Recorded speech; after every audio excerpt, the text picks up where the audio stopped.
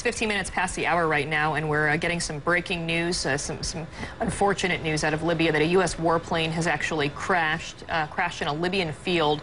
Apparently, the cause appears to be mechanical failure right now, and its pilot was rescued by rebels. That's at least according to Britain's Daily Telegraph reporting it.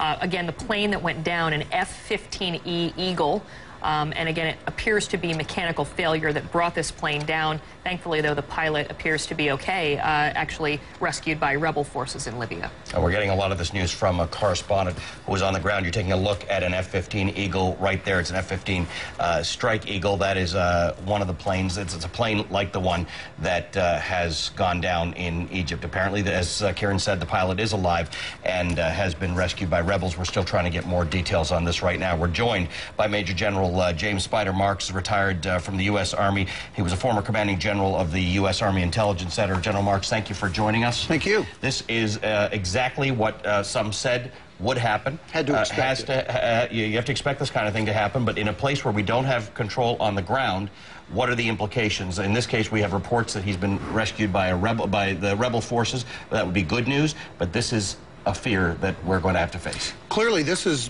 part of the risk of applying this type of force wherever you want to put this capability in, and it has to be considered up front. And I need to tell you, that was always part of the planning. Sure. Right. Our military forces have a capability. Very luckily, this pilot, if this report is true, is in rebel hands. That's a good thing. Right. Could have very easily gone the other way. Now we have a different kind of a situation on the ground. So where we're really going with this is a full application of force that needs to be completely considered. It has been, but we, the viewing public, need to understand that there will be a ground presence in Libya. It's inevitable. You think there will be a U.S. ground presence in Libya? No, that's not not where I'm going with this. There will be ground forces that are there in Libya.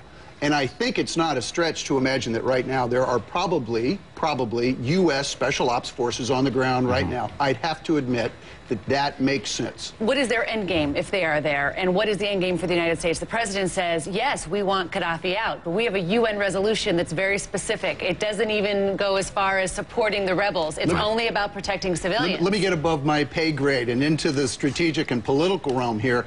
This is about the departure of Colonel Gaddafi. It clearly is. And you don't do that with a no-fly zone. You don't do that with the application of force through the air exclusively. It's absolutely critical, but it's insufficient. You have to have a separation of forces. That has to be monitored. The only way that's monitored is through ground forces. There's going to be some contributing nation that's going to put forces on the ground.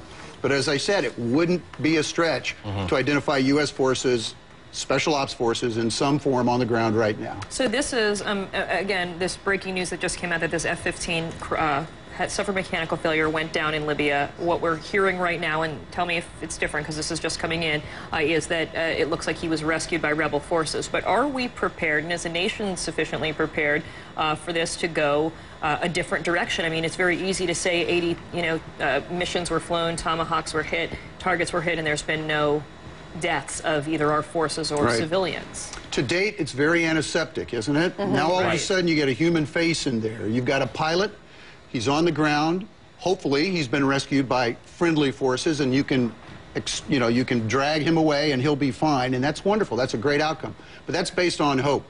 We don't do any military planning based on hope, and so there's great planning about what would happen if a pilot went down or if somebody else suddenly was in. What happens if a pilot goes down and it's in Gaddafi's hands? Then what do we do?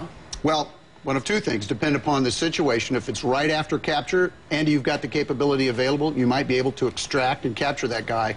If he begins to move back into Gaddafi's hands even deeper, now you're into a diplomatic situation. Right. You can only, honestly, you can only apply diplomatic force to try to extract that guy. General Marks, good to talk to you. Thanks very much for being with us. Thank you for your time. General James Spider Marks, former U.S. Army general, retired. Thank you.